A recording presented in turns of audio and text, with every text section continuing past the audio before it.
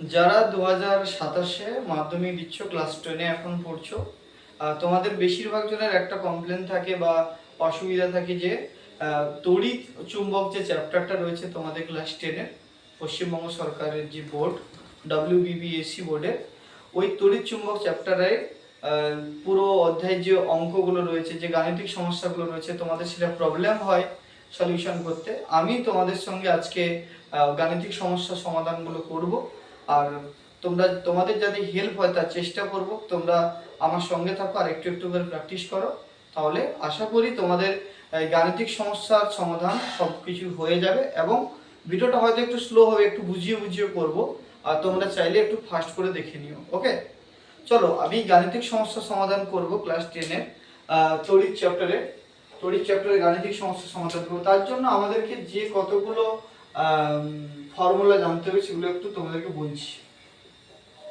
তড়িৎ চ্যাপ্টারে আমি কতগুলো ফর্মুলা, সেটা হচ্ছে প্রথম যে ফর্মুলাটা রয়েছে, প্রথম ফর্মুলাটা হচ্ছে Q = N × E plus minus. ঠিক আছে, এই Q হচ্ছে মোট আধান, N হচ্ছে পূর্ণ সংখ্যা অর্থাৎ সংখ্যা, আধানের সংখ্যা, E হচ্ছে একটি ইলেকট্রনের আধান। এটা হচ্ছে 1 নম্বর সমীকরণ। এবং এদের একক সম্পর্কে আমাদের ধারণা রাখতে হবে। এই যে Q SI ইউনিট হচ্ছে কুলম্ব, ঠিক আছে। n এর কোনো একক নেই কারণ এটা একটা সংখ্যা। E হচ্ছে ইলেকট্রনের আধান। ইলেকট্রনের আধানের ভ্যালু তোমরা প্রত্যেকেই জানো যে ইলেকট্রন আধানের ভ্যালু 1.6 × 10⁻⁹ কুলম্ব। আমি শুধুমাত্র SI তে লিখলাম। 2 নম্বর যে ফর্মুলাটা রয়েছে সেটা হচ্ছে I = প্রবাহমাত্রা Q/T, অর্থাৎ প্রবাহমাত্রার সমান আধান বাই সময়। একই রকম ভাবে উপরের যে ফর্মুলাটা রয়েছে Q = Ne, তার মানে Q এর জায়গায় আমরা Ne বসাতে পারি, মানে বলতে পারি এখানে যে Ne/T, অর্থাৎ I = Q/T বা I = Ne/T, যখন যেটা লাগবে সেরকম ভাবে আমরা ইউজ করব। ঠিক আছে, এবার 3 নম্বর হচ্ছে V = W/Q, অর্থাৎ একটি একক ধনাত্মক আধানকে অসীম দূরত্ব থেকে তড়িৎ ক্ষেত্রের মধ্যে নিয়ে আসতে যে পরিমাণ কার্য করতে হয় তাকে বলা হয় ওই বিন্দুর বিভব, অর্থাৎ V = W/Q। এটা বিভব, এটা হচ্ছে কি কৃতকার্য, এটা আধান। আচ্ছা, এই ফর্মুলাটাকে আমরা আরেকটা ভাবে লিখতে পারি যে VA - VB, অর্থাৎ বিভব পার্থক্য, ঠিক আছে, WA - WAB/Q, অর্থাৎ এটা বিভব পার্থক্য, এটা কৃতকার্য, এটা আধান। বোঝা গেছে? 5 নম্বর কি রয়েছে? 5 নম্বর যেটা রয়েছে সেটা হচ্ছে ওহমের সূত্র। ওহমের সূত্র আমরা সকলেই জানি যে VA - VB = IR, ঠিক আছে, অর্থাৎ বিভব পার্থক্য সমান প্রবাহমাত্রা ইনটু পরিবাহী রোধ। কখনো কখনো কোনো বইতে থাকে VA - VB কে V ধরে, V = IR। এই ফর্মুলাটাও কিন্তু ইম্পর্টেন্ট। শুধু ফর্মুলার সঙ্গে সঙ্গে কোনটা কি সেটা আমাদেরকে জানতে হবে। এটা প্রবাহমাত্রা, এটা পরিবাহী রোধ। হয়ে গেল। এরপরে 6 নম্বর যে ইকুয়েশনটা লিখব সেটা হচ্ছে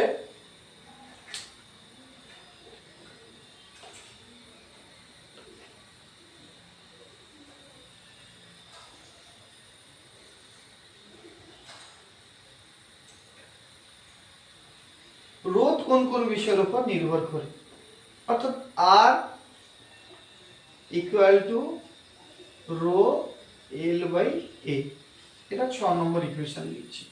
অর্থাৎ পরিবাহী রোধ = রোধাঙ্ক, পরিবাহীর দৈর্ঘ্য এবং পরিবাহীর প্রস্থচ্ছেদের ক্ষেত্র। বোঝা গেছে? তার মানে এটা একটা ফর্মুলা, আমরা প্রত্যেকের একক জানি। 7 নম্বর যে ইকুয়েশনটা লিখব, 7 নম্বর ইকুয়েশনটা হচ্ছে I = E/R প্লাস r। এইখান থেকে অনেক কোশ্চেন আছে, ঠিক আছে। এটা খুবই ইম্পর্টেন্ট।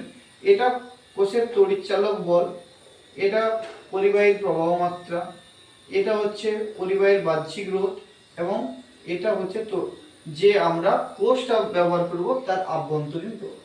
এই ফর্মুলা থেকে আমরা এটা পাই যে E = I R plus I r। এই I R কে V বলা হয়, equal to V plus I small R. এই আই স্মল আরটা হচ্ছে আভ্যন্তরীণ রূপ, মনে রাখো, কারণ এটা জানলে আমাদের অনেক অঙ্কে হেল্প হবে। ঠিক আছে, ওকে। এরপরে 8 নম্বর, এদিকে লিখি, যদি রোধগুলো শ্রেণী সমবায়ে থাকে, যদি রোধগুলো শ্রেণী সমবায়ে থাকে তখন তার তুল্য রোধের ফর্মুলা হচ্ছে আর সিরিজ অর্থাৎ শ্রেণী সমবায়, R1 plus R2 plus R3 plus এরকম চলতে থাকবে। আর যদি রোধগুলো সমান্তরাল সমবায়ে থাকে R parallel equal to 1/R1 plus 1/R2 plus 1/R3 চলতে থাকবে এইভাবে। বোঝা গেছে 9টা। এরপরে যেটা রয়েছে সেটা 10 নম্বর সমীকরণ লিখব, সেটা হচ্ছে H equal to I square RT by J. এইটা হচ্ছে পরিবাহীর উৎপন্ন তাপ, আই প্রবাহ মাত্রা, আর হচ্ছে পরিবাহীর রোধ, টি হচ্ছে সময় এবং জে হচ্ছে কনস্ট্যান্ট। আচ্ছা, এখানে অঙ্ক করার সময় সবসময় মনে রাখবে যে যদি এগুলো সবগুলো এসআইতে বসাবো, ঠিক আছে। আর যদি আমরা এইচ কে ক্যালোরি হিসেবে পেতে চাই তাহলে জে এর একটা ভ্যালু দেব 4.2 জুল পার ক্যালোরি।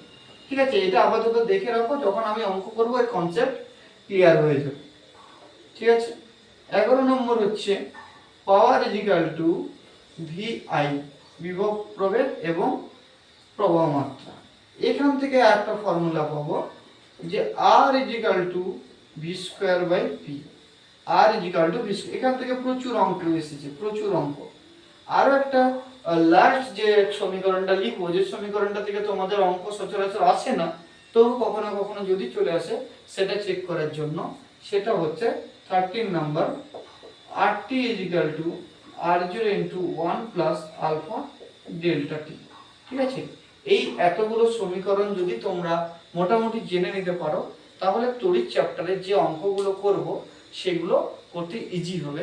তুমি দেখো এই ফর্মুলাগুলো তোমরা একটু খাতে নোট ডাউন করে নাও, এই ফর্মুলাগুলো যদি জেনে নাও তাহলে আমাদের ক্ষেত্রে কোনো অসুবিধাই হবে না অঙ্ক করতে। এরপর আজকে তোমাদের আমি সেই অঙ্কগুলো করাবো যে অঙ্কগুলো তোমাদের বিগত বছরের মাধ্যমিকে পড়েছে, আর সেই অঙ্কগুলো আমি সলভ করব, ধরে ধরে করব, তোমরা আমার সঙ্গে করবে, আর যারা পারবে ভিডিওটাকে পজ করে নিজের করার চেষ্টা করবে। ওকে, চলো আজকে যে একটা কোশ্চেন, যে ফর্মুলাগুলো শেখালাম বা যে ফর্মুলাগুলো লিখলাম সেগুলোর উপর ভিত্তি করে একটা কোশ্চেন, যে কোশ্চেনটা তোমাদের শিখন সেতুতে দিয়েছে। কোশ্চেনটা হচ্ছে একটি বৈদ্যুতিক বাল্বের মধ্য দিয়ে আধ ঘন্টার জন্য, আধ ঘন্টা মানে আমরা জানি কত, 30 মিনিট জন্য 0.4 অ্যাম্পিয়ার প্রবাহ চলে, কি পরিমাণ আধান প্রবাহিত হবে। দেখো কি কি ডাটা সাপ্লাই আছে, এটা আমাদের কাছে ইম্পর্টেন্ট। বলেছে আধ ঘন্টার জন্য, এটা সময় বলছে, সময়কে আমরা কি দিয়ে নোট করি, টি দিয়ে। কত বলেছে, আধ ঘন্টা মানে আমি কত জানি, 30 মিনিট। ঠিক আছে, আচ্ছা 1 ঘন্টা মানে কি, 3600 সেকেন্ড। আধ ঘন্টা মানে কত, 1800 সেকেন্ড। বুঝতে পেরেছি। এখানে বলে দিয়েছে 0.4 অ্যাম্পিয়ার প্রবাহ, অর্থাৎ আই এর কথা বলছে, মানে প্রবাহ বলেছে বা প্রবাহ মাত্রা। আই বলে দিয়েছে কত, 0.4 অ্যাম্পিয়ার। বলছে কি পরিমাণ আধান প্রবাহিত হলো। আমরা দেখো এই I Q by T, I Q by T এই ফর্মুলাটা মনে পড়েছে আমাদের। ঠিক আছে, আবার যদি বলতো যে কিউ ইকুয়াল টু, যদি আমরা তো জানি এন ই বাই টি, যদি বলতো যে কি পরিমাণের জায়গায় যদি বলতো কত সংখ্যক, তখন আমরা এই ফর্মুলাটা লাগাতাম।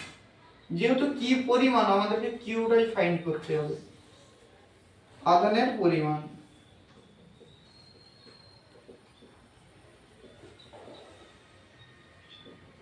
আধানের পরিমাণ কি, কিউ, কিউ ইজিক্যাল টু আমাদেরকে বের করতে হবে। যদি I equal to Q by T হয় তবে কিউ ইজিক্যাল টু কি, আই টি জাস্ট কোনাকুনি মাল্টিপ্লাই করে দাও। So Q equal to I into T. সবগুলো তো কিন্তু আমাদেরকে এসআই তে নিতে হবে। প্রবাহ মাত্রা কত দেওয়া আছে, 0.4 অ্যাম্পিয়ার ইন্টু টি এর ভ্যালু দিয়েছে কত, 1800 সেকেন্ড। ঠিক আছে, তার মানে 18×4 = 72, দুটো শূন্য, এইটা হচ্ছে আধানের পরিমাণ। আর আধানের একক কুলম্ব, তাই 720 কুলম্ব। এই কোশ্চেনটা কিভাবে করলাম তোমাদের বুঝতে পেরেছো নিশ্চয়ই। চলো নেক্সট একটা কোশ্চেন, যে কোশ্চেনটা তোমাদের প্রচুর বারই আসে, সেই কোশ্চেনটা তোমাদেরকে আমি লিখে দিচ্ছি। কোশ্চেনটা আমি নিজেই লিখছি, চলো।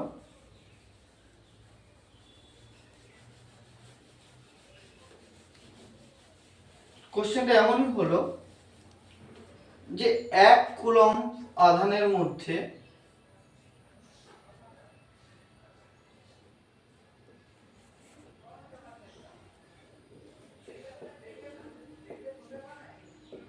কণার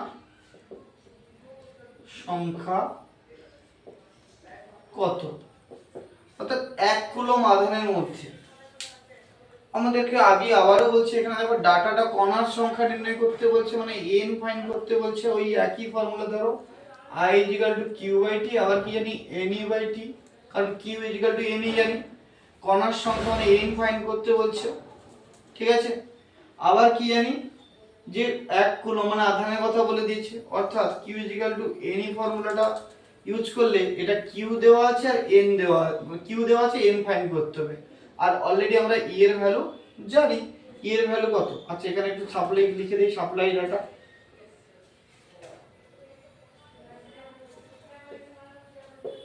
q দেওয়া আছে 1 কুলম্ব, n ফাইন্ড করতে হবে, আর e জানি 1.6 × 10⁻⁻19 কুলম্ব। সো এই যে ফর্মুলাটা যেটা আমরা জানি q ne, এই ফর্মুলা থেকে n ফাইন্ড করতে পেরে যাব তো, n q/e, yes or no? তাহলে q এর ভ্যালু হচ্ছে 1 কুলম্ব, e এর ভ্যালু হচ্ছে 1.6 × 10⁻⁻19 কুলম্ব। দেখো কুলম্ব কুলম্ব কেটে যাবে, 10⁻⁻19 টা উপরে উঠবে, 10⁻+19 বাই 1.6। আচ্ছা 1.6 টাকে উপরে তুলে দিলে কত হবে? 10⁻20/16, কারণ দশমিক এর জন্য 1, এখানে অ্যাকচুয়ালি 10 মাল্টিপ্লাই হবে, আর 19 আর 10 মিলে গেলে 10⁻20 হয়ে যাচ্ছে। এইখানে একটু আমাদেরকে বুদ্ধি করতে হবে, এই 10⁻20 যে পার্টটা রয়েছে এটাকে 10⁻2 ইনটু 10⁻18 লিখতে পারবো তো আমি? অবশ্যই লিখতে পারবো। দেখো 10 স্কয়ার মানে কত? 100 ইনটু 10⁻18/16, 100 কে আমরা কিন্তু 16 দিয়ে ভাগ করতে পারবো, কারণ 16 × 6 = 96। দেখো 16 × 6 = 96, 4 শূন্য দশমিক দিলে 0, 16 দিয়ে 32, তাহলে 8 আসবে, দশমিক দিলে 0, 16 × 5 = 80, অর্থাৎ 6.25 এইটুকু অংশের মান ইনটু 10⁻18t। এই কোশ্চেনটাও কিন্তু অনেকবার পরীক্ষায় এসেছে, বা এরকম কোশ্চেন আসে, সেগুলো তোমাদেরকে করতে হবে। নেক্সট ফর্মুলাতে যা যা কোশ্চেন আছে সেটা আমরা যাচ্ছি। দেখো এই কোশ্চেনটা খুব ইম্পর্টেন্ট কোশ্চেন এবং খুব ইন্টারেস্টিং। এই কোশ্চেনটা কত সালে পড়েছে দেখেছো? 2025 সালে পড়েছে, জাস্ট গত বছর এই কোশ্চেনটা পড়েছে। মানে এটা খুব করতে হবে, আমাদেরকে প্র্যাকটিস করতে হবে। বলেছে 4 ওহম রোধ বিশিষ্ট একটি পাতলা তারকে, মানে একটা তার, যে তারটা ধরো এরকম, যে তারটা রোধ হচ্ছে 4 ওহম, তাকে বৃত্তে পরিবর্তিত করা হলো, মানে এই তারটাকে আমি ঘুরিয়ে একটা বৃত্ত বানাবো। বৃত্তের যে কোনো ব্যাস বরাবর রোধ নির্ণয় করো। আমি ধরলাম এই ব্যাস বরাবর, এই ব্যাস বরাবর রোধ নির্ণয় করব। আচ্ছা আমরা তো এটা একটা ফর্মুলা লিখেছিলাম না, যে R ভেরিটেজ R = ρ/L/A, তার মানে রোধ পরিবাহীর দৈর্ঘ্যের উপর নির্ভর করে, দৈর্ঘ্য বাড়লে রোধ বাড়বে, দৈর্ঘ্য কমলে রোধ কমবে।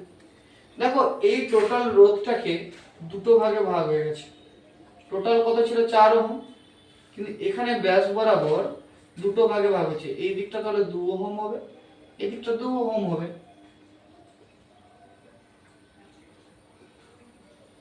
তার মানে ব্যাস বরাবর বলছে যে বৃত্তের যে কোনো ব্যাস বরাবর রোধ নির্ণয় করো।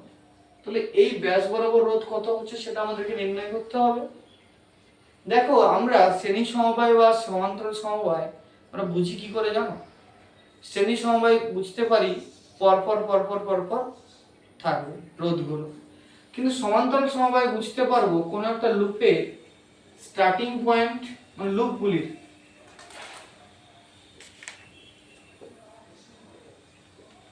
এটা একটা লুপ ওপরে আর নিচে একটা লুপ, তাহলে এই দুটো লুপের স্টার্টিং পয়েন্ট এই পয়েন্টটা, হ্যাঁ কিনা, এবং এই লুপটার ফিনিশিং পয়েন্ট এবং নিচের লুপটার ফিনিশিং পয়েন্ট এইটা, অর্থাৎ স্টার্টিং পয়েন্ট সেম আর ফিনিশিং পয়েন্ট এটাও সেম, তবে দুটো লুপ পরস্পরের সঙ্গে সমান্তরাল সমবায়ে আছে, অর্থাৎ 2 ওহমের সঙ্গে 2 ওহম। আমরা এই ছবিটাকে এইভাবে আঁকলে আরো বুঝতে পারবো, জাস্ট এই অংশটাই হয়েছে, দেখো এটা যদি 2 ওহম হয়, এটা যদি 2 ওহম হয়, তাহলে একে অপরের সঙ্গে প্যারালাল আছে বা সমান্তরাল সমবায় আছে। আমরা সমান্তরাল সমবায়ের ফর্মুলা কি, 1/rp = 1/2 + 1/2, মানে কত, 2/2 = 1, rp = 1 ওহম। তাহলে এই প্রশ্নের সঠিক উত্তর হলো যে 1 ওহম। তাহলে 4 ওহম রোধ বিশিষ্ট একটি পাতলা তারকে বৃত্তে পরিবর্তিত করা হলে বৃত্তের যে কোনো ব্যাস বরাবর রোধ নির্ণয় করো। এই কোশ্চেনটা 2025-এ পড়েছে, আজকে 2026, তোমরা পরীক্ষা দেবে 2027-এ। অবশ্যই কোশ্চেনটা ইম্পর্টেন্ট, এই টাইপের কোশ্চেন আসতে পারে, হুবহু এই কোশ্চেনটা আসবে তার কোনো মানে নেই, অঙ্ক তো প্র্যাকটিস করতে হবে, বোঝা গেছে? তাহলে এই প্রশ্নের উত্তর হলো, তার মানে আমি যেটা বললাম ইম্পর্টেন্ট যেটা, সেটা হচ্ছে স্টার্টিং পয়েন্ট সেম হবে এবং ফিনিশিং পয়েন্ট সেম হবে, তখন সেটাকে বলবো সমান্তরাল সমবায়। হুম হুম